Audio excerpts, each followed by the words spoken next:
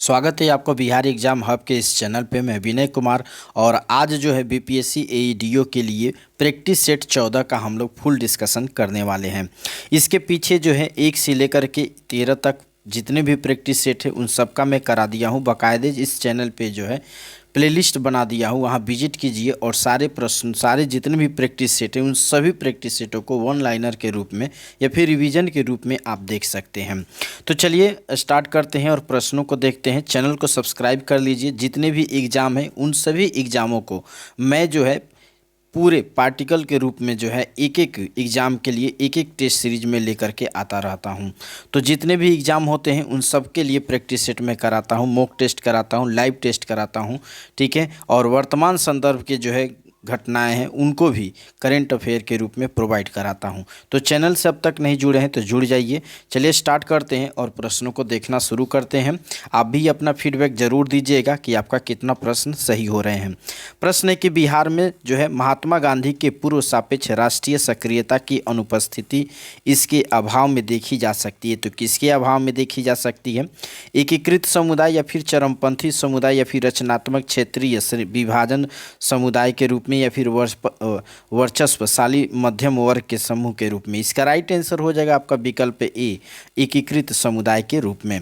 अगला प्रश्न है कि बुनकर जो है मुद्रा योजना के तहत मार्जिन राशि यानी कि जो मनी है के लिए रियायती ऋण की जो है अधिकतम मात्रा क्या है? ई में दिया है 10,000, बी में दिया 15,000, सी में दिया है आपका 20,000 और डी में दिया आपका 25,000। तो इसका राइट आंसर हो जाएगा आपका 25,000। वर्तमान में जो है बुनकरों को जो है मुद्रा ऋण प्रोवाइड कराई जाती है, तो ये 25,000 की राशि है। अगला प्रश्न है कि निम्नलिखित में से जो है कौन सा विकेंद्रीकरण का वैशिष्ट्य यानी कि विशेषता नहीं है? विकल्प दिया है स्वायत्तता, बी में दिया है लोक सहभागिता, सी में दिया है स्थानीय समुदायों में आत्मविश्वास को नहीं जगाना। तो देखिए यही करे आत्मविश्वास को नहीं जगाना, तो यही क्या होगा? विशेषता नहीं होगा, क्योंकि हम देखते हैं कि कोई भी योजना हो उस योजना के तहत उसकी मुख्य विशेषता यही होती है कि स्थानीय समुदायों में आत्मविश्वास को जगाया जाए, और ये कह रहे क्या कि नहीं जगाना, तो यही क्या होगा? गलत हो जाएगा, ठीक है। अगला प्रश्न है कि तीनों सेवाओं के लिए जो है रक्षा प्रमुख यानी कि चीफ ऑफ डिफेंस जिसको सीडीएस कहते हैं कि जो है पद की स्थापना के लिए प्रथम बार किस कमेटी ने सिफारिश की थी? तो प्रथम बार किस कमेटी ने सिफारिश की थी? विकल्प दिया आपका नरेश चंद्र कमेटी और बी में दिया आपका डीबी केशवत सेकतकर समिति और सी में दिया आपका सुब्रमण्यम कमेटी और डी में दिया आपका मंत्री परिषद कमेटी। तो इसका राइट आंसर हो जाएगा आपका के सुब्रमण्यम कमेटी इसका राइट आंसर होगा। अच्छा, प्रथम सीडीएस कौन थे? ये भी प्रश्न पूछा जा सकता है, तो आपको याद रखना है जनरल बिपिन रावत थे, ठीक ना, बीपी रावत थे, ठीक ना, जनरल बिपिन रावत जो थे प्रथम सीडीएस थे, ये आपको याद रखना है, ठीक है, प्रथम सीडीएस थे। वर्तमान में कौन सीडीएस है ये भी आपको याद रखना है, तो अनिल चौहान याद रखना है। अनिल चौहान जो है यह जो है आपके वर्तमान में सीडीएस हैं, ठीक है, अनिल चौहान। तो ये चीज़ें आपको याद रखना है, जो वर्तमान संदर्भ से हमने जोड़ करके दिखाया, ठीक है। अगले प्रश्न को देख लीजिए। तो ये हमने ये प्रश्न में क्या देखा कि इस सेवा के लिए सिफारिश किस कमेटी के द्वारा की गई थी? तो के सुब्रमण्यम कमेटी के द्वारा ये सिफारिश की गई थी सीडीएस की, ठीक है। नेक्स्ट प्रश्न को देख लेते हैं। अगला प्रश्न क्या कह रहा है? अगला प्रश्न करके सागरीय लवणता का जो है प्रमुख स्रोत है। सागरीय लवणता की प्रमुख स्रोत क्या है? नदी है या भूमि है या पवन है या फिर ज्वालामुखी से जो है निःसृत राख है? तो इसका राइट आंसर हो जाएगा आपका भूमि। क्या हो जाएगा? भूमि इसका राइट आंसर हो जाएगा, ठीक है। भूमि, ये जो लवणता जो है, लवणता प्रति हजार में जो है व्यक्त किया जाता है, लवणता जो है प्रति हजार में व्यक्त किया जाता है, ये हमें याद रखना है, ठीक है। अगले प्रश्न को देख लीजिए। असम कुल जो है, असम कुल मिलाकर कितने राज्य एवं केंद्र शासित क्षेत्रों से घिरा हुआ है? तो इसका राइट आंसर हो जाएगा आपका 7। कितना हो जाएगा? 7। वे कौन कौन से है? तो याद रखना है पश्चिम बंगाल होगा, ठीक ना, इसके अलावा जो है मेघालय होगा, ठीक ना, पश्चिम बंगाल होगा, मेघालय होगा, मणिपुर होगा, इसके अलावा जो है नागालैंड होगा, कौन होगा? नागालैंड होगा, ठीक ना, और इसके अलावा क्या हो जाएगा? मिजोरम हो जाएगा, मिजोरम। तो ये 7 राज्य और केंद्र शासित प्रदेशों से होकर के ये घिरा हुआ है। अगला प्रश्न है कि भारतीय राष्ट्रीय कांग्रेस की जो है प्रथम महिला अध्यक्ष कौन थी। तो प्रथम महिला अध्यक्ष कौन थी? एनी बेसेंट थी। ये सभी एक को याद होगा। 2011 की जनगणना के अनुसार जो है बिहार में निम्नलिखित में से किन जिलों में 5% से कम शहरीकरण है? किन जिलों में जो है 5% से जो है कम शहरीकरण है? तो यहाँ पे याद रखिएगा कैमूर और समस्तीपुर में जो है 5% से भी जो क्या है कम नगरीकरण है। ठीक है ना, ये आपको याद रखना है। और सर्वाधिक नगरीकरण वाला कौन कौन से जिला है? तो याद रखना है पटना। ठीक ना, इसके अलावा जो है दूसरे स्थान पर आता है मुंगेर आता है। ठीक है, और तीसरे स्थान पर आपका भागलपुर आता है, ये आपको याद रखना है। ठीक ना, और चौथे स्थान पर बेगूसराय आता है, बेगूसराय आता है। ठीक है, तो ये आपको नाम क्या करना है, याद रखना है। ये सर्वाधिक नगरीकरण जिले हैं। ठीक ना, और सबसे कम वाले में तो आपके विकल्प में ही है जो प्रश्न पूछा है, कैमूर और समस्तीपुर। ठीक है, चलिए अगला प्रश्न है कि बिहार में जो है औसत वार्षिक वर्षा होती है। तो बिहार में औसत वार्षिक वर्षा कितना होता है? 1205 mm होता है, ये याद रखना है। ठीक है, अगला प्रश्न है कि बिहार के जो है निम्नलिखित कृषि जलवायु क्षेत्रों में से कौन सा जो है सबसे अधिक मखाना उत्पादन करता है? सबसे अधिक मखाना उत्पादन जो है पूर्वोत्तरी जलोढ़ मैदान से होता है। अब ये प्रश्न भी पूछा जा सकता है कि बिहार के कौन कौन से जिले में मखाना का उत्पादन सबसे अधिक होता है? तो याद रखिएगा दरभंगा जो है, दरभंगा जो जिला है वहाँ पे सबसे अधिक मखाना होता है। इसके बाद जो है आपका पूर्णिया में जो है सबसे अधिक मखाना का उत्पादन होता है। अच्छा, मधुबनी में जो है सबसे अधिक इसकी पैदावार होती है, ये भी आपको याद रखना है। मधुबनी में जो है सबसे अधिक, ठीक ना, सर्वाधिक जो है पैदावार होता है। ठीक है, क्या होता है? पैदावार होता है। ठीक ना, किसमें? मधुबनी में। तो नाम याद रखना है कि मखाना जो है पूर्णतः कहाँ किस किस जिले में बिहार में होता है? तो दरभंगा, पूर्णिया और मधुबनी। सबसे अधिक पूछता है तो यह मधुबनी हो जाएगा। ठीक है, पूरे भारत भर में जो है मखाना का जो है उत्पादन 90% केवल बिहार करता है, ये आपको याद रखना है। ठीक है, अगले प्रश्न को देख लीजिए। अगला प्रश्न है कि बिहार के कुल भौगोलिक क्षेत्र के कितने प्रतिशत भाग पर जो है वास्तविक वन विस्तृत है? कितने प्रतिशत भाग पर वास्तविक जो है वन विस्तृत है? तो याद रखिएगा ये जो है आपका 7.84%, 7.84% जो है क्षेत्र पर जो है वास्तविक वन विस्तृत है, यानी कि विकल्प में क्या है? नहीं है। ठीक ना, ये हो जाएगा ई विकल्प। ठीक ना, जबकि वृक्षावरण अगर देखा जाए बिहार में तो वृक्षावरण 2.49% है, ये आपको याद रखना है। अगला प्रश्न है बिहार समाजवादी पार्टी का जो है गठन किन्होंने किया था? किनके द्वारा किया गया था? कौन सी पार्टी की? समाजवादी पार्टी, जो 1931 में स्थापित हुई थी। तो ये हो जाएगा आपका फूलन प्रसाद वर्मा और जयप्रकाश नारायण। फूलन प्रसाद वर्मा और जयप्रकाश नारायण के द्वारा जो है समाजवादी पार्टी का गठन किया गया था 1931 में। बंगाल प्रांत के जो है साथ बिहार प्रांत कब मिलाया गया था? तो ये मिलाया गया था आपका 1733 ईस्वी में मिलाया गया था, ये आपको याद रखना है। बंगाल प्रांत के साथ जो है बिहार प्रांत को कब मिलाया गया था? तो 1733 में इसको मिलाया गया था। अच्छा, ये किसके शासनकाल में मिलाया गया था? तो ये भी पूछा जा सकता है। तो सुजाउद्दीन की उस समय शासनकाल था, जो अलीवर्दी खान वहाँ के यानी कि बिहार का जो है सूबेदार नियुक्त किया गया था। कौन नियुक्त किया गया था उस समय? यानी कि 1733 में उस समय यानी कि बिहार प्रांत में किसको सूबेदार नियुक्त किया गया था?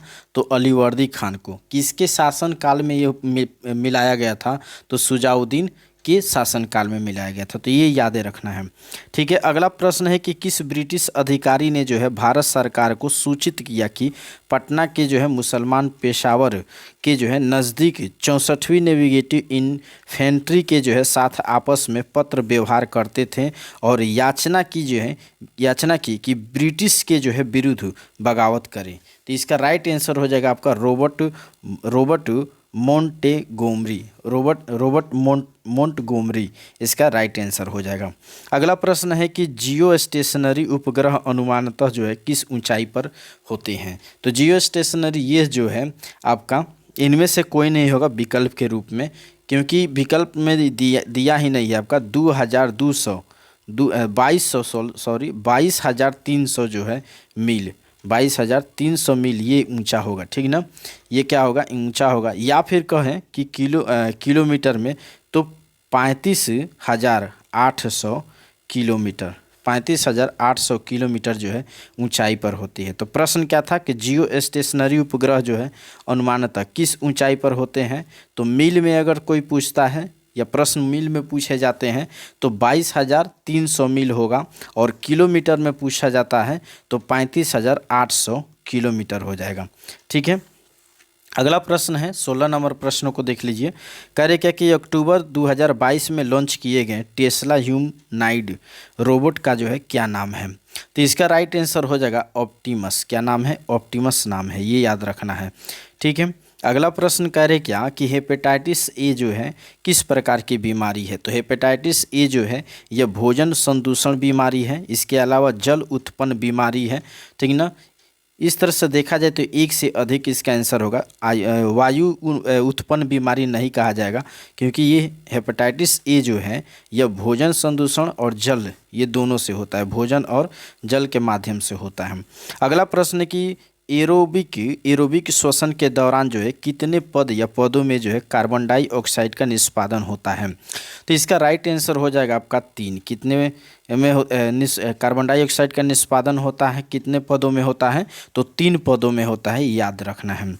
अब है कि हृदय जो है केवल अशुद्ध रक्त का ही पंप करता है, हृदय जो है केवल अशुद्ध रक्त का ही पंप करता है। तो इसका राइट आंसर हो जाएगा सार्क के मामले में। किसके मामले में ये करता है, सार्क के मामले में करता है।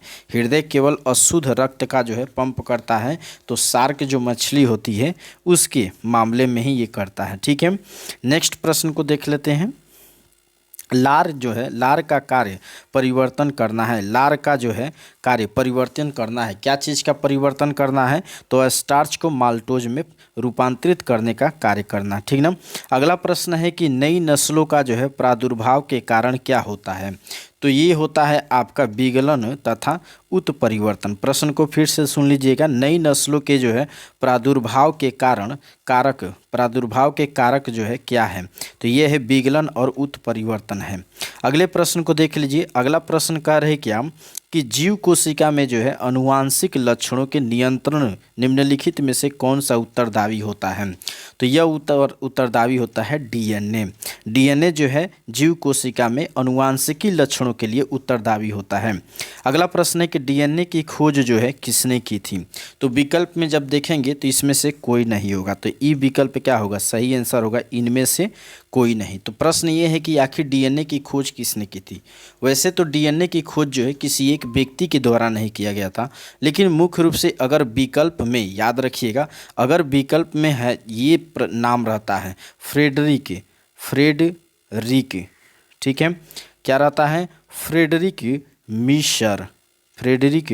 मीसर अगर नाम रहता है तो इसी को आपको क्या करना है, टिक लगाना है, क्योंकि डीएनए के बारे में 1869 ईस्वी में इसने विस्तृत जानकारी दी थी, ठीक ना। इसने क्या थी, विस्तृत जानकारी दी थी। लेकिन डीएनए की संरचना की अगर प्रश्न पूछता है कि इसकी संरचना की खोज किसने की थी, तो जेम्स वाटसन और फ्रांसिस जो है क्रिक। चूँकि प्रश्न क्या है, डीएनए की खोज किसने की थी, ये डायरेक्ट पूछा है, न कि ये पूछा है कि डीएनए की संरचना की खोज किसने की थी। तो आपको याद रखना है कि डीएनए की खोज जो है यह आपका फ्रेडरिक मीसर ने की थी 1869 ईस्वी में। और डीएनए की संरचना की खोज किसने की थी, तो जेम्स वाटसन और फ्रांसिस क्रिक के द्वारा किया गया था। और ये कब किए थे, तो 1953 में, ये याद रखिएगा, ठीक है। चलिए अगला प्रश्न है कि HCl जो है रासायनिक आबंध की प्रकृति होती है।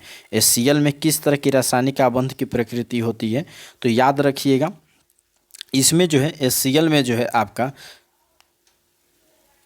HCl में जो है सहसंयोजी किस तरह की प्रवृत्ति होती है, आबंध की प्रकृति होती है, तो सहसंयोजी प्रकृति होती है, ठीक है। अगला प्रश्न है कि यूरिया में उपस्थित होने वाले तत्व हैं, यूरिया में उपस्थित होने वाले कौन से तत्व हैं, तो याद रखना है CHNO, ठीक ना। अगला प्रश्न है कि यूरिया की जो है पहचान की जा सकती है। यूरिया की पहचान कैसे की जा सकती है?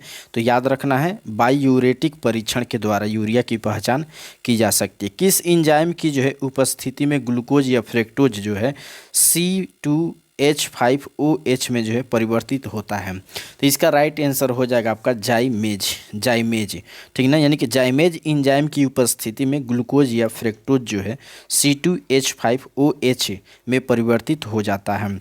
अगला प्रश्न, एक घोल का जो है पीएच मान 3 से 6 में बदल जाता है, यानी कि 3 से क्या होता है 6 में बदल जाता है। इसमें हाइड्रोजन आयन की सांद्रता पूछ रहा है कि क्या होगी? तो ये हो जाएगा 1000 गुना से कम हो जाएगा। क्या हो जाएगा? 1000 गुना से कम हो जाएगा। अगला प्रश्न है कि रसायन विज्ञान के अनुसार निम्नलिखित में से कौन सा भौतिक परिवर्तन का एक उदाहरण है? तो भौतिक परिवर्तन का उदाहरण है आपका पानी का उबलना। ठीक है, अगले प्रश्न को देखते हैं। अगला प्रश्न है कि निम्नलिखित में से कौन सा जो है पायस का उदाहरण नहीं है? ये कह रहे पायस का उदाहरण नहीं है, तो ध्यान से देखिएगा। तो ये मक्खन जो है ये पायस का उदाहरण है। पायस का उदाहरण क्या है? मक्खन है, ठीक ना। चॉकलेट भी है, चॉकलेट दूध जो है ये पायस का उदाहरण है, दही नहीं है। ठीक है, अब प्रश्न यह है कि पायस है क्या? तो ध्यान से सुन लीजिए, 2 या 2 से अधिक अमिश्रित, क्या बोल रहे हैं, अमिश्रित कहिए या फिर अमिश्रणीय तरल पदार्थों से बना हुआ जो मिश्रण होता है उसे पायस कहा जाता है। हम क्या बोल रहे हैं, शब्दों को ध्यान से सुन लीजिएगा। 2 या 2 से अधिक अमिश्रणीय तरल पदार्थों से बना मिश्रण पायस कहलाता है। तो यहाँ मक्खन, चॉकलेट, ठीक ना, और दूध, दूध भी इसमें दे दिया है, दूध और फेटी हुई मलाई भी, इसमें किसी तरह के जो है मिश्रण नहीं होते। ये अमिश्रणीय नहीं, ये मिश्रण है लेकिन इसमें अलग से कोई अन्य तत्वों को नहीं मौजूद किया गया है। लेकिन दही जो है इसमें दूध डालकर दही बनाया गया है, इसलिए पायस की क्या है उदाहरण नहीं है। तो मेरे कहने का मतलब यह है कि विकल्प जो है सी क्या होगा, राइट आंसर हो जाएगा। ठीक है, अगला प्रश्न है कि भू स्थिर उपग्रह घूमता है। भू स्थिर उपग्रह घूमता है, याद रखिएगा स्थिर ऊंचाई पर घूमता है। अगला प्रश्न है सूर्य के प्रकाश के जो है वर्णक्रम में जो है 7 रंगों को क्रम में या फिर क्रम के रूप में दर्शाया गया है। तो इसका राइट आंसर हो जाएगा आपका वी, यहाँ पे शब्दों पे ध्यान दीजिएगा, VIBGYOR, इसको हम लोग विव ग्योर पढ़ सकते हैं, विव ग्योर। अच्छा, यहाँ पे वी से क्या हो जाएगा, याद रखिएगा वायलेट होता है। वी से क्या होता है, वायलेट होता है। और आई से क्या हो जाएगा आपका इंडिगो होगा। इंडिगो को हम लोग हिंदी में जामुनी कहते हैं, ठीक ना। और वी से वायलेट होगा जो बैगनी कहा जाता है। बी से क्या हो जाएगा, बी से हो जाएगा आपका ब्लू हो जाएगा। बी से क्या हो जाएगा, ब्लू हो जाएगा, और ब्लू मिस होता है नीला। जी से क्या होता है, जी से हो जाएगा आपका ग्रीन। जी से क्या होगा, ग्रीन, ग्रीन मीन्स हरा होता है। और वाई से येलो यानी कि पीला हो जाएगा। ओ से ऑरेंज हो जाएगा यानी कि नारंगी हो जाएगा। आर से रेड हो जाएगा यानी कि लाल हो जाएगा। अब देखिए हम तो ये बता दिए, लेकिन महत्वपूर्ण प्रश्न क्या हो सकता है, ये पूछ सकता है कि सबसे अधिक इन जो 7 रंग होते हैं, इन 7 रंगों में सबसे अधिक जो है तरंगदैर्घ्य किसका होता है? ठीक है, तो सबसे अधिक जो है तरंगदैर्घ्य लाल का होता है, याद रखिएगा। रेड का जो है सबसे अधिक जो है तरंगदैर्घ्य होता है, तरंगदैर्घ्य समझ जाइएगा यहाँ पे तरंगदैर्घ्य, ठीक ना। चूँकि मेरा उतना अच्छा कलम नहीं है कि बहुत सुंदर से लिख देगा, ठीक ना। दूसरी चीज़ ही इसमें ये तो हो गया सबसे अधिक तरंगदैर्घ्य लाल का होता है, तो सबसे कम तरंगदैर्घ्य किसका होता है? तो सबसे कम जो है तरंगदैर्घ्य बैगनी यानी कि वायलेट का होता है। इधर वाला जो है शब्द जो रेड है इसका सबसे अधिक तरंगदैर्घ्य होगा, और ये जो है आपका शुरू में इसका तरंगदैर्घ्य सबसे कम होगा। अच्छा, इसमें एक चीज़ याद रखना है कि जिसका तरंगदैर्घ्य जितना ही कम होगा उसका विचलन अधिक होगा, यानी कि जो ये वायलेट वाले हैं यानी कि बैगनी वाला है इसका विचलन कम होगा, और इसका तरंगदैर्घ्य ज़्यादा है तो इस यानी कि रेड का, तो इसका विचलन क्या होगा, सबसे कम होगा। ये भी याद रखना है। तो ये 2 चीज़ें आपको याद रखना है, ठीक है। इन 2 चीज़ों में मैंने 4 चीज़ें बताई हैं और चारों को याद रखना है। चलिए अगले प्रश्न है कि फोटोन है, फोटोन है। फोटोन क्या है तो याद रखिएगा, फोटोन क्या है। फोटोन को याद रखना ये है कि प्रकाश ऊर्जा का एक क्वांटम है, यानी क्वांटम शब्द आए तो आपको फोटोन याद आना चाहिए। ठीक है, क्वांटम से आपको फोटोन, यानी कि ये क्या है, एक ऊर्जा है, प्रकाश का ऊर्जा है। ठीक है, फोटोन। चलिए अगला प्रश्न है कि प्रकाश का वर्ण विक्षेपण संभव है। प्रकाश का वर्ण विक्षेपण किससे संभव है तो ये है आपका प्रिज्म के द्वारा संभव है। प्रकाश का वर्ण विक्षेपण जब श्वेत जो है श्वेत कण को जो है प्रिज्म से होकर के गुजारते हैं तो ये श्वेत रंग जो है 7 रंगों में क्या हो जाती है, विभक्त हो जाती है, जो अभी हम इस 7 रंगों को नामक्रम से बताए हैं। चलिए अगला प्रश्न है कि प्रकाश तरंगे जो है किस प्रकार की तरंगे होती हैं तो प्रकाश तरंगे जो है ये होती हैं आपके अनुदैर्ध्य तरंग के रूप में और विद्युत चुंबकीय तरंग के रूप में, यानी कि ए और सी इसमें राइट हैं, तो एक से अधिक क्या होगा, राइट आंसर हो जाएगा। अगला प्रश्न है कि निम्नलिखित में से किसके पास जो है ऊर्जा स्तर और छोटा तरंगदैर्ध्य होता है तो सबसे छोटा तरंगदैर्ध्य किसके पास होता है, पराबैंगनी किरण के पास होता है। किसके, पराबैंगनी विकिरण के पास होता है। तो बैगनी का हम लोग बात कर भी रहे थे। चलिए अगला प्रश्न है कि मानव कान की जो है श्रवण परास होती है, यानी कि सुनने की उसकी क्षमता क्या होती है तो ये 20 हर्ट्ज से लेकर के 20,000 हर्ट्ज होती है। अगला प्रश्न है भारत ने जो है हाल ही में किस देश के साथ स्थानीय मुद्रा निपटान प्रणाली स्थापित करने के लिए जो है समझौते पर हस्ताक्षर की हुई है तो ये किया हुआ है आपका संयुक्त अरब अमीरात के साथ किया हुआ है, ये आपको याद रखना है। प्रश्न फिर से सुन लीजिए, भारत ने हाल ही में जो है किस देश के साथ जो है स्थानीय मुद्रा निपटान, यानी कि स्थानीय जो रुपया है उसके जो है द्वारा आदान प्रदान करके जो भी व्यापार है उस व्यापार समझौते पर हस्ताक्षर किया है तो ये किया है आपका संयुक्त अरब अमीरात के साथ। अगला प्रश्न है भारत में सामुदायिक जो है विकास कार्यक्रम का आरंभ हुआ है तो भारत में सामुदायिक विकास कार्यक्रम का आरंभ जो है यह पंचवर्षीय योजना के काल में हुई थी। अब प्रश्न यह है कि ये पंचवर्षीय योजना कब शुरू की गई थी, कमेंट करके ज़रूर बताइएगा और क्वेश्चन नंबर जो है आप ज़रूर दीजिएगा। ठीक है, चलिए अगले प्रश्न को देखिए क्या कह रहा है। अगला प्रश्न है कि 1950 में जो है भारत के योजनाओं का जो है गठन किया हुआ था। ठीक है, आप सभी जानते हैं कि योजना आयोग की जो गठन जो है यह 1950 में भारत में जो है योजनाओं को लेकर के हुई थी।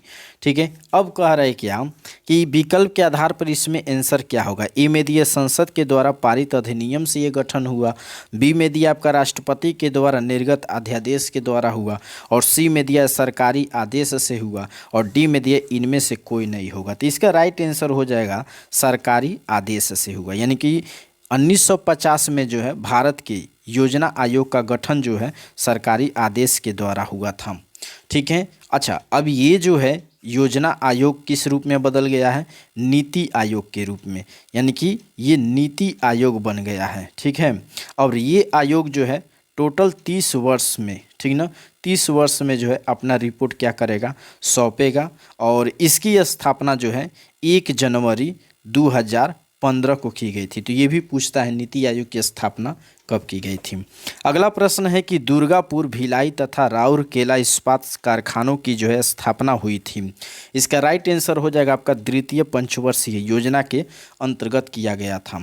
अच्छा, ये पूछा जा सकता है कि प्रथम पंचवर्षीय योजना के अंतर्गत जो है किस चीज़ पर फोकस किया गया था। तो याद रखिएगा, पहला जो पंचवर्षीय योजना थी इसके अंतर्गत कृषि पर ज़्यादा फोकस किया गया था और द्वितीय पंचवर्षीय योजना चूँकि प्रश्न से पूछा है तो इसमें स्पष्ट हो जाता है कि इसका जो है फोकस पूरी तरह से जो है उद्योग पर था। ठीक है, चलिए अगले प्रश्न को देख लेते हैं। भारत में सकल घरेलू उत्पाद की गणना के लिए जो है कौन सा मंत्रालय जिम्मेदार है। अब ये इसका राइट आंसर क्या हो जाएगा, याद रखिएगा, केंद्रीय सांख्यिकी और कार्यक्रम निष्पादन मंत्रालय ये क्या है, जिम्मेदार होता है। ठीक ना, भारत में सकल घरेलू उत्पाद की गणना के लिए कौन से मंत्रालय जिम्मेदार है, तो केंद्रीय सांख्यिकी और कार्यक्रम निष्पादन मंत्रालय। अगला प्रश्न है कि किस इकाई का जो है मूल्य कागजी स्वर्ण के रूप में जाना जाता है। तो इसका राइट आंसर हो जाएगा आपका SDR। अगला प्रश्न है कि भारतीय छठी पंचवर्षीय योजना जो नई की जो है अवधि संबंधित है। तो सीधी सी प्रश्न यह है कि छठी पंचवर्षीय योजना की काल पूछा जा रहा है कि इसकी क्या कौन सी काल है। इसका राइट आंसर हो जाएगा आपका 1980 से लेके 1985। अब प्रश्न ये है कि आप चौथे पंचवर्षीय योजना के काल बताइए कमेंट करके। अगला प्रश्न है कि भारत में जो है संघीय वित्त आयोग संबंध रखता है। संघीय जो है भारत में संघीय वित्त आयोग जो है संबंध रखता है, तो इसका राइट आंसर हो जाएगा आपका राज्यों एवं केंद्रों के बीच वित्त से। ठीक ना। प्रश्न क्या है, भारत में जो है संघीय वित्त आयोग संबंध रखता है, तो राज्य और केंद्रों के जो है बीच जो है वित्त की जो लेन देन है उससे संबंधित रखता है। अगला प्रश्न है कि स्वतंत्र भारत के जो है प्रथम विधि आयोग के जो है अध्यक्ष कौन थे।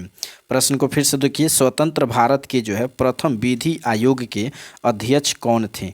इसका राइट आंसर क्या हो जाएगा, राइट आंसर हो जाएगा आपका श्री MC सीतलवाड़। MC जो है सीतलवाड़, डी विकल्प क्या होगा, राइट आंसर हो जाएगा। ठीक है, चलिए अगले प्रश्न को देखिए, ध्यान से प्रश्न देखिएगा क्या कह रहा है। केंद्रीय सूचना आयोग, क्या पूछा गया है, सूचना आयोग में जो है मुख्य सूचना आयुक्त के रूप में अपना शपथ लेने के तुरंत बाद, ठीक ना, बिमल जुल्का के द्वारा सूचना आयुक्त के रूप में इनमें से किसे शपथ दिलाई गई थी। तो ये बात है आपका 2020 की। कब की है, 2020 की। 2020 में जो है बिमल जुल्का के नाम आप ध्यान रखिएगा, इनको जो है सूचना आयोग, मुख्य सूचना आयुक्त, यहाँ ध्यान रखिए ये स्पष्ट प्रश्न में दिया हुआ है कि इनको क्या चुना गया, मुख्य सूचना आयुक्त चुना जाता है। और ये शपथ लेते हैं और शपथ लेने के तुरंत बाद जो है सूचना आयुक्त की नियुक्ति करते हैं। और ये पूछ रहा है कि उस समय इन्होंने जो है शपथ लिया तो उसके बाद किसे सूचना आयुक्त के रूप में शपथ दिलाई, तो याद रखिएगा अमित पांडा इसका राइट आंसर हो जाएगा। रामनाथ कोविंद उस समय क्या थे, राष्ट्रपति थे 2020 में। 6 मार्च 2020 में इनको जो है किसको, बिमल जुल्का को, याद रखिएगा बिमल जुल्का को, ठीक ना, मुख्य सूचना आयुक्त के रूप में शपथ दिलाते हैं। और ये जो मुख्य सूचना आयुक्त हैं ये क्या करते हैं, सूचना आयुक्त को जो है शपथ दिलाते हैं जिनका नाम अमित पांडा था। ठीक है, अब प्रश्न ये है कि वर्तमान में कौन है। देखिए जब ये आप वीडियो देख रहे हैं तो इस समय जो है मुख्य सूचना आयुक्त कोई नहीं है, मुख्य सूचना आयुक्त कोई नहीं है, ध्यान रखिएगा कोई नहीं है। यानी कि ये पद जो है अभी क्या है, रिक्त है। क्या है, रिक्त है, ये ध्यान रखिएगा, अभी ये जो पद क्या है, रिक्त है। अब ये प्रश्न आता है कि बिमल जुल्का के बाद कौन हुए, तो बिमल जुल्का के बाद जो है ये हुए थे आपका सूचना आयुक्त के रूप में, इनका नाम हीरा लाल समरिया था। ठीक है, मैं नाम लिख देता हूँ, हीरा लाल सामरिया, हीरा लाल सामरिया इनका नाम था। ठीक है, और ये इनका कार्यकाल जो था, इनका कार्यकाल नवंबर, ठीक ना, यहाँ पे 9 लिख दे रहे हैं, तो नवंबर 2023 से जो है सितंबर, अभी पिछले ही महीना में, ठीक ना, सितंबर 2025 तक ही कार्यकाल था इनका। ठीक है, वैसे ही सूचना आयुक्त की कार्यकाल 3 वर्षों की होती है, ये आपको याद रखना है। और मुख्य सूचना आयुक्त या सूचना आयुक्त को जो भी दोनों की जो है कार्यकाल 3 वर्ष की होती है, इनकी नियुक्ति राष्ट्रपति के द्वारा कराई जाती है, ये भी आपको याद रखना है। तो ये जो महत्वपूर्ण पॉइंट है ये आपको याद रखना है। चलिए अब नेक्स्ट प्रश्नों को देखते हैं। मौलिक अधिकारों को जो है लागू करने के लिए न्यायालय निम्नलिखित में से किसे जारी कर सकती है, तो मौलिक अधिकारों की रक्षा के लिए रीट जारी कर सकती है न्यायालय। अब प्रश्न है कि न्यायालय जो है 2 है, एक हाई कोर्ट, ठीक ना, मौलिक अधिकार को लेके, और एक सुप्रीम कोर्ट है। तो कौन किस मौलिक अधिकार किस आर्टिकल के तहत, तो हाई कोर्ट जो है यह 226 आर्टिकल के तहत जो है मौलिक अधिकारों की रक्षा कर सकती है। और सुप्रीम कोर्ट जो है आर्टिकल 32 के तहत जो है मौलिक अधिकारों की रक्षा कर सकती है। तो ये आपको याद रखना है। इसके अलावा ये भी आप याद रखिएगा, रीट जो है ये 5 प्रकार के होते हैं। रीट कितने होते हैं, 5 प्रकार के होते हैं।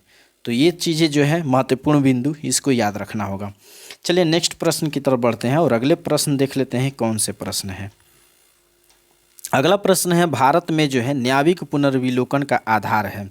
भारत में न्यायिक पुनर्विलोकन का आधार क्या है, तो ये होगा आपका कानून के द्वारा स्थापित प्रक्रिया। कानून के द्वारा स्थापित प्रक्रिया जो है यह न्यायिक पुनर्विलोकन का आधार होगा। अगला प्रश्न है कि पहला लोकायुक्त किस राज्य में नियुक्त हुआ था। पहला लोकायुक्त जो है यह महाराष्ट्र में नियुक्त हुआ था, ये आपको याद रखना है। अगला प्रश्न है कि सामान्यतः सभी महत्वपूर्ण निर्णय लिए जाते हैं। तो सामान्यतः जितने भी महत्वपूर्ण निर्णय लिए जाते हैं यह मंत्रिमंडल के द्वारा लिया जाता है, तो सी विकल्प क्या होगा, सही आंसर हो जाएगा। अगला प्रश्न है कि स्पीकर पदेन अध्यक्ष होता है। स्पीकर जो है यह पदेन अध्यक्ष होता है, तो याद रखिएगा यह कानून समिति का जो है यह पदेन अध्यक्ष होता है स्पीकर। अगला प्रश्न कि उपराष्ट्रपति का जो है सेवा काल होता है।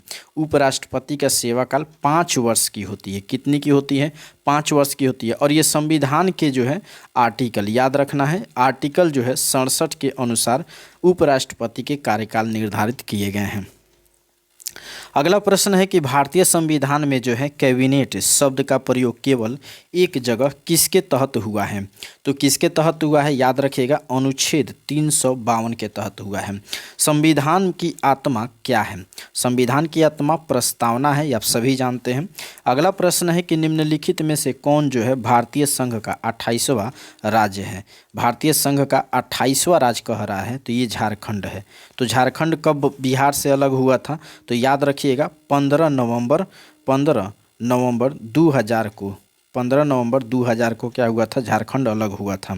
ठीक है। अगला प्रश्न है कि निम्नलिखित में से कौन सा जो है वाहन प्रदूषण का भाग नहीं है। वाहन प्रदूषण का भाग नहीं है कह रहा है, तो ये हाइड्रोजन नहीं है, क्योंकि हाइड्रोजन को हम लोग आदर्श गैस के रूप में जानते हैं। ठीक है। और सबसे अधिक जो है यह क्या है, आदर्श या आदरणीय कह सकते हैं, गैस के रूप में ये जाना जाता है। तो प्रश्न पूछा है कि प्रदूषण, वायु प्रदूषण नहीं है, प्रदूषण का भाग नहीं है, तो हाइड्रोजन नहीं है। बाकी जो है carbon monoxide, sulphur dioxide, nitrous oxide, ये सभी जो है वायु प्रदूषण यानी कि वाहन प्रदूषण के क्या है, भाग हैं। अगला प्रश्न है कि यूएनईपी मुख्य रूप से जो है संबंधित है। तो ये मुख्य रूप से जो है जैव विविधता के संरक्षण से संबंधित है। अब प्रश्न यह है कि यूएनईपी इसकी स्थापना कब हुई थी। तो इसकी स्थापना जो है 1972 में हुई थी। इसका पूरा नाम क्या है यूएनईपी के, तो हिंदी में हम लोग कहेंगे संयुक्त राष्ट्र पर्यावरण, और अंग्रेजी में क्या कहेंगे, यूनाइटेड नेशनल इन्वायरमेंट प्रोग्राम। ये आपको याद रखना है। अच्छा, इसका हेड क्वार्टर पूछा जा सकता है, तो इसका हेड क्वार्टर जो है नैरोबी, याद रखना है नैरोबी। और ये नैरोबी कहाँ है, तो केन्या में है। नैरोबी कहाँ है, तो केन्या में है। ठीक है। अगला प्रश्न है कि रियो दी जेनेरियो प्रसिद्ध है। रियो दी जेनेरियो जो है प्रसिद्ध है क्योंकि, अब ये क्यों प्रसिद्ध है, ध्यान से देखते चलिए, आंसर मिल जाएगा। विकल्प में दिया है वहाँ वर्षा वन है इसलिए प्रसिद्ध है। बी में दिया है वहाँ जो है विश्व की सबसे लंबी नदी है इसलिए प्रसिद्ध है, तो ये सब गलत है। आगे देखिए क्या दिया है, वहाँ जो है पृथ्वी सम्मेलन आयोजित हुआ था। बिल्कुल, वहाँ पृथ्वी सम्मेलन जो है आयोजित हुआ था, तो सी विकल्प क्या होगा, राइट आंसर होगा। वायु में जो है ऑक्सीजन की प्रतिशत है, तो ऑक्सीजन कितना प्रतिशत उपलब्ध है, याद रखिएगा 21%। तो नाइट्रोजन बताइए वायु में कितना प्रतिशत है, कमेंट करके बताइए कितना परसेंट है नाइट्रोजन।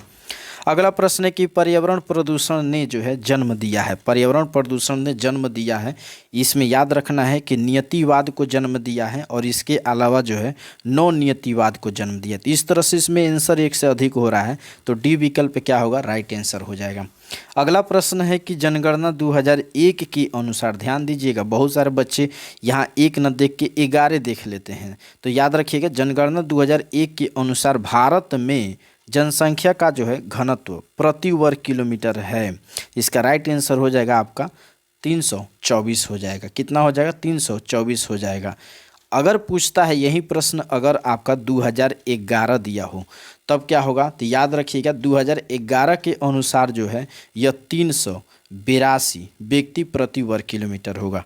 ठीक है। अच्छा, ये तो भारत के संदर्भ में हुआ। प्रश्न अगर बिहार के संदर्भ में आ जाए तो जब बिहार के संदर्भ में आ जाएगा, ध्यान दीजिएगा, जब ये क्या आ जाए बिहार के संदर्भ में प्रश्न, सब कुछ वही हो, केवल यहाँ बिहार दे दे, तो बिहार के संदर्भ में जब ये आएगा तो 1106 व्यक्ति प्रति वर्ग किलोमीटर, याद रखिएगा।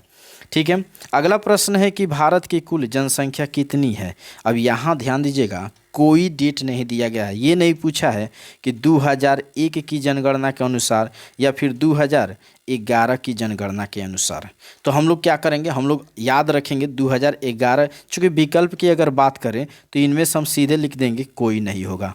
क्यों? क्योंकि इसमें तो कोई डेट लाइन दिया नहीं है। तो 2001 की अगर जनगणना के अनुसार बात करें तो 102 करोड़ 87 लाख, ठीक ना, 102 करोड़ 87 लाख और 37,000, कितना, 37,436, ये 2001 की जनगणना के अनुसार भारत की जनसंख्या हो गई।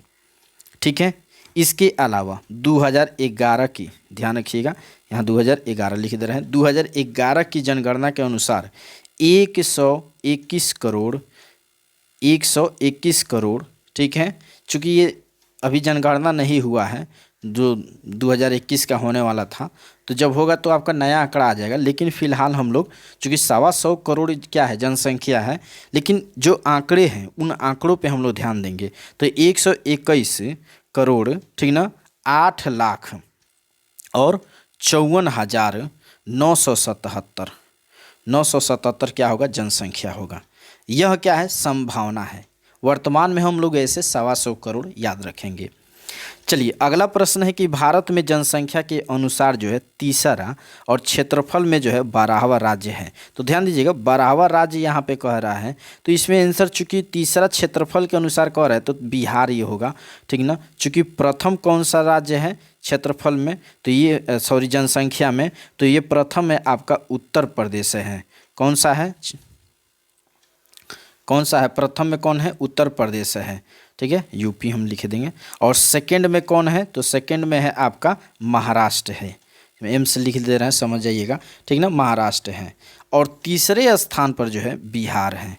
लेकिन यहाँ एक चीज़ है, 12वां कह रहा है, तो पहले जो था, जब तक तेलंगाना जो सरकार थी, तेलंगाना की जब निर्माण नहीं हुआ था या फिर तेलंगाना राज्य का गठन नहीं हुआ था, ठीक ना, तब क्या थी, 12वां थी। लेकिन जब तेलंगाना बना तो यह क्या हो गया, 12वां नहीं हो 13वां हो जाएगा, 13वां, ठीक ना। तो 13वां राज्य के रूप में जो है बिहार है, ठीक है, ये आप याद रखिएगा। अब है कि अग्निवृत्ति या फिर अग्निवलय को जो है इस संदर्भ में भी जाना जाता है। तो अग्निवृत्ति कहिए या फिर अग्निवलय कहिए, तो किस संदर्भ में, अब विकल्प आपके सामने है, इसका राइट आंसर हो जाएगा आपका ए। यह एक क्या है, सक्रिय ज्वालामुखी है। अब देखिए ये है क्या, तो देखिए प्रशांत महासागर के पूर्वी तथा पश्चिमी तटों पर जो है बड़ी संख्या में ज्वालामुखी पाया जाता है, और यह जो है एक विस्तृत पेटी के रूप में है जिसे प्रशांत महासागर का अग्निवलय कहते हैं। ये चीज़ें आपको याद रखना होगा। तो विकल्प के रूप में ए क्या होगा, राइट आंसर होगा। ब्रह्मांड में पल्सर है, यानी पल्सर, देखिए प्रश्न भी पूछा हुआ था बीपीएससी में, ब्रह्मांड में पल्सर क्या है, तो ब्रह्मांड में घूमते हुए न्यूट्रॉन है पल्सर। सौरमंडल में जो है सबसे छोटा ग्रह कौन सा है, सौरमंडल में सबसे छोटा ग्रह कौन सा है, तो विकल्प में ध्यान रखिएगा आपका क्या होगा, बुध होगा। अब प्रश्न तो ये भी पूछ सकता है कि सबसे बड़ा कौन है, तो सबसे बड़ा जो है, ये बड़ा हम लिख दे रहे हैं केवल, सबसे बड़ा जो है यह बृहस्पति है। अच्छा ये भी तो पूछा जा सकता है विकल्प दे करके कि पृथ्वी का जुड़वा बहन किसे कहा जाता है, तो शुक्र को कहा जाता है, ये याद रखिएगा। अच्छा लाल ग्रह भी किसे कहा जाता है, ये भी पूछा सकता है, तो इसको मंगल ग्रह को जो है लाल ग्रह कहा जाता है। अच्छा मंगल ग्रह जो है सूर्य से जो है इसकी दूरी कौन से, यानी किस क्रम पर है या फिर किस स्थान पर है, तो मंगल जो है यह 4th स्थान पर है, ये पूछ सकता है। चूँकि बुध सबसे छोटा ग्रह बताया जाता है और ये सूर्य के जो है सबसे निकट जो है बुध है, तो याद रखना है। इस तरह से कुछ ग्रहों के मैं नाम क्रम से ले रहा हूँ, जैसे सूर्य से सबसे नज़दीक बुध पड़ेगा, इसके बाद शुक्र पड़ेगा, तीसरे पर पृथ्वी आएगा, चौथा पर जो है आपका मंगल ग्रह आएगा। इसको हम लोग आंतरिक जो है ग्रह कहते हैं। एक इसके बाद जो है एक क्षुद्र ग्रह आता है, क्षुद्र ग्रह बेल्ट आता है, ठीक ना, तब आता है आपका बृहस्पति जो सूर्य से थोड़ी सी क्या होती है, बड़ा होता है। इसके बाद आता है आपका शनि ग्रह, उसके बाद से यूरेनस से आता है, उसके बाद से नेपच्यून आता है। तो मैं 8 ग्रहों को नाम रखा हूँ, ठीक ना, और ये सभी अपने क्रम में स्थित हैं, तो ये आपको याद रखना है, ठीक है। चलिए अगले प्रश्न को ले लेते हैं। यूरेनस सूर्य के जो है चारों ओर एक परिक्रमा में, अब आपको बताना है कि कितने वर्ष लेते हैं एक परिक्रमा में, तो याद रखिएगा 84 वर्ष लेते हैं। अगला प्रश्न है कि कोटा जो है कोटा किनाबालू सर्वोच्च शिखर है। कोटा किनाबालू जो है सर्वोच्च शिखर है, तो ये किसका शिखर है? याद रखिएगा ये मलेशिया का है, यानी कि मलेशिया में है। ठीक ना। अगले प्रश्न को ले लेते हैं। अब है कि खैबर दर्रा निम्नलिखित में से किन दो शहरों को जो है जोड़ता है? तो खैबर दर्रा जो है यहाँ पर ध्यान रखिएगा काबुल और इस्लाम को जोड़ने का काम करता है। काबुल जो है यह अफ़गानिस्तान में है और इस्लामाबाद जो है ये पाकिस्तान में है, ये आपको याद रखना है। चलिए अगला प्रश्न है कि यूरोप में जो है पिरेनीज पर्वत श्रृंखला जो है किन दो देशों को अलग करती है? यूरोप में जो है पिरेनीज जो है पर्वत श्रृंखला किन दो देशों को जो है अलग करती है? तो ये करती है आपका स्पेन और फ्रांस को अलग करती है। अगला प्रश्न है कि भारत में जो है गरीबी रेखा मापने के लिए जो है गठित निम्नलिखित समितियों को जो है सही क्रम में यानी कि गठित तिथि के जो है अनुसार चुनिए। अब अगर इसकी बात करें लकड़वाहा समिति की, तो लकड़वाहा समिति की जो है 1993 में इसकी स्थापना होती है और तेंदुलकर समिति जो है यह 2009 में इसकी स्थापना होती है। वहीं अलग समिति की अगर बात करें तो यह 1979 में जो है इसकी स्थापना होती है।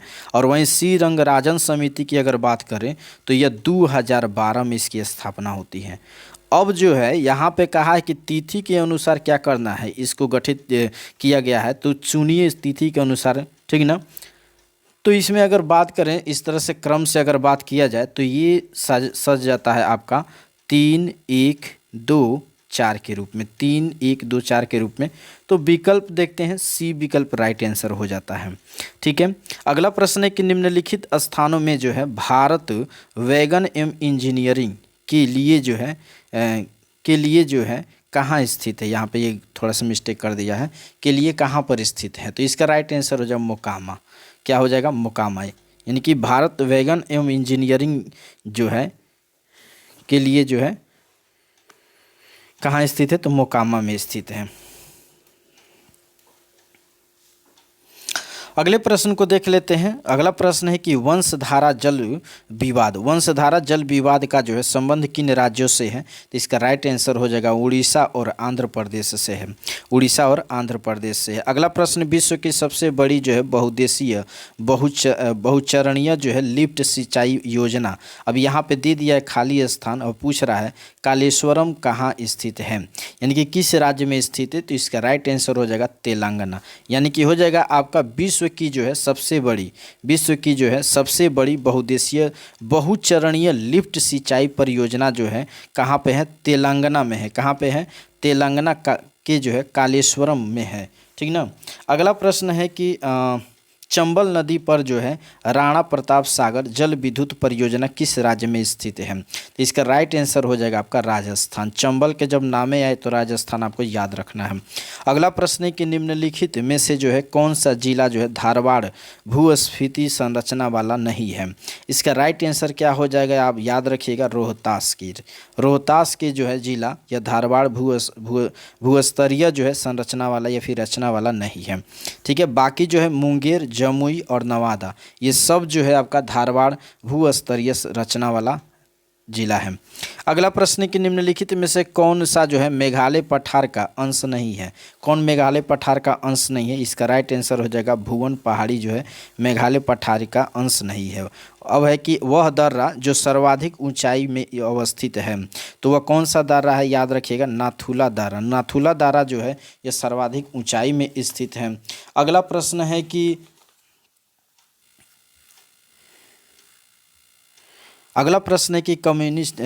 कम्युनिस्ट जो है इंटरनेशनल का जो है सदस्य बनने वाला पहला भारतीय कौन था? तो ये पहला भारतीय था आपका M.N. राय। कौन था? M.N. राय क्या था? ये पहला भारतीय था। ठीक है, अगला प्रश्न को देख लीजिए। मुंबई में जो है अखिल भारतीय व्यापार संघ कांग्रेस की स्थापना कब हुई थी? तो मुंबई में पूछ रहा है अखिल भारतीय कांग्रेस की स्थापना कब हुई थी? तो याद रखिएगा 1920 में हुई थी। ठीक है, अगला प्रश्न है कि गांधी बनाम लेनिन किसने लिखा है? तो गांधी बनाम जो है लेनिन किसने लिखा है? ये लिखने वाला व्यक्ति है आपका, कौन लिखा था? श्रीपद, याद रखिएगा श्रीपद डांगे। श्रीपद जो है डांगे ये है, ठीक ना। अगला प्रश्न है कि निम्नलिखित में से कौन सी जो है पुस्तक तिलक ने लिखी है? तो कौन सी पुस्तक विकल्प के आधार पर बताना है? तो गीता रहस्य जो है यह तिलक के द्वारा लिखा गया है। अगला प्रश्न है कि पुस्तक जो है 1984 किसके द्वारा लिखी गई है? तो 1984 जो है यह जॉर्ज ऑरवेल के द्वारा लिखी गई है। अगला प्रश्न है मुंडा विद्रोह का नेतृत्व नेता कौन था? मुंडा विद्रोह का जो है नेतृत्व भी पूछ सकता है कौन करता था और नेता कौन था। ठीक है, तो इसका राइट आंसर क्या हो जाएगा? सभी जानते हैं बिरसा था, ठीक ना, बिरसा मुंडा था। अगला प्रश्न है कि 1931 में बुधो भगत के नेतृत्व में कोल विद्रोह किस क्षेत्र में हुआ था? तो ये कौन सा क्षेत्र था? सिंहभूम, जो अभी कहाँ है? झारखंड में है, ये आपको याद रखना है, ठीक ना। चलिए अगला प्रश्न है कि 1875 के जो है दक्कन दंगों का जो है तत्कालिक कारण था? तो तत्कालिक कारण था महाजनों के द्वारा जो है ऊंची ब्याज दर, ये आपको याद रखना है। भारत में 1612 ईस्वी में अंग्रेजों ने अपनी पहली फैक्ट्री कहाँ स्थापित की थी? कब? 1612, न कि 1632 दे रहा है, ठीक है। तो इसका राइट आंसर हो जाएगा आपका सूरत। अगर 1632 देता और बिहार में पूछता तो वह पटना जिला होता, ठीक है। अगला प्रश्न है कि महाराज जो है रणजीत सिंह का संबंध था? तो महाराज रणजीत सिंह का संबंध था आपका, ये विकल्प हो जाएगा आपका शुकरचकिया मिस्ल से। शुकरचकिया मिस्ल से था किसका संबंध? महाराजा रणजीत सिंह का। बिहार के किस क्षेत्र में जो है फतेह शाही विद्रोह हुआ था? तो फतेह शाही विद्रोह जो है ये सारण जिला में हुआ था, बिहार के सारण जिला में हुआ था। चलिए अगले प्रश्न को देख लेते हैं। प्रथम उस करे क्या कि उस प्रथम व्यक्ति का नाम बताइए जिसने वहदत उल वजूद जो है सिद्धांत को सूफी मत में प्रतिपादित किया। इसका राइट आंसर हो जाएगा आपका इब्न बतूता, सॉरी इब्न अरबी, नाम देखिए इब्नुल जो है अरबी इसका नाम था, ठीक है। अगला प्रश्न है कि अनहलक, अब वो इब्न बतूता के वजह से हो गया था नाम, ठीक ना। अब यहाँ पे क्या है, प्रश्न यह है कि अनहलक जो है का अर्थ क्या होता है? तो अनहलक का अर्थ होता है आपका मैं खुदा हूँ। अनहलक का अर्थ क्या होता है? मैं खुदा हूँ। अब है कि उर्दू एक नई भाषा के रूप में विकसित की गई थी। अब ये बताना है कि किस प्रयोग या फिर किस संस्था के द्वारा, किस के द्वारा किया गया था? तो ये धार्मिक विचारों के द्वारा किया गया था, ठीक है, धार्मिक विचारों के द्वारा। अगला प्रश्न है कि बौद्ध, हिंदू और जैन जो है शैलकृत गुफाएं एक साथ कहाँ विद्यमान है? यानी कि ये सभी धर्मों की जो है शैलकृत जो है गुफाएं कहाँ पर विद्यमान है? तो ये बहुत बार प्रश्न पूछा गया है और इसका राइट आंसर यही होता है एलोरा, याद रखना है। अगला प्रश्न है मौर्य साम्राज्य का जो है अंतिम शासक कौन था? तो मौर्य साम्राज्य का अंतिम शासक का नाम था बृहद्रथ। क्या नाम था? बृहद्रथ नाम था। अगला प्रश्न है कि मेगस्थनीज को जो है राजदूत के रूप में किसके दरबार में भेजा गया था? तो इसे भेजा गया था चंद्रगुप्त मौर्य के दरबार में। अगला प्रश्न है कि कौटिल्य अथवा जो है चाणक्य किस सम्राट के जो है प्रधानमंत्री था? तो बहुत सिंपल सा प्रश्न है, सभी कोई बता देगा, चंद्रगुप्त मौर्य का। चूँकि चंद्रगुप्त मौर्य क्यों ही जो है सत्ता पर लाने वाले कौन है? चाणक्य ही थे। अगला प्रश्न है कि पूर्व गुप्त काल में जो है शीशे के सिक्कों की जो है एक बड़ी संख्या जारी की थी। तो ये किसने जारी किया था? विकल्प के आधार पर देखा जाए तो इसका आंसर हो जाएगा सातवाहन, ठीक है। अगला प्रश्न है कि विक्रमशिला विश्वविद्यालय किनके द्वारा जो है स्थापित किया गया था? तो इसका सही आंसर हो जाएगा धर्मपाल। ये बीपीएससी का फेवरेट क्वेश्चन है, ध्यान रखिएगा। अगला प्रश्न है कि वत्सराज किस वंश का जो है प्रसिद्ध शासक था? वत्सराज जो है किस वंश का जो है प्रसिद्ध शासक था? इसका राइट आंसर हो जाएगा आपका गुर्जर प्रतिहार। तो यहाँ पर हमने 1 से लेकर 100 तक प्रश्नों को देखा, पूरे जितने भी डिस्कशन थे उनको डिस्कशन के रूप में हमने आपको बताया, सही गलत क्या था सबको हमने बताया। अगर वीडियो आपको अच्छा लगा हो और यहाँ तक आप बने हैं तो चैनल को सब्सक्राइब किए तो कर दीजिएगा और लाइक ज़रूर कीजिएगा।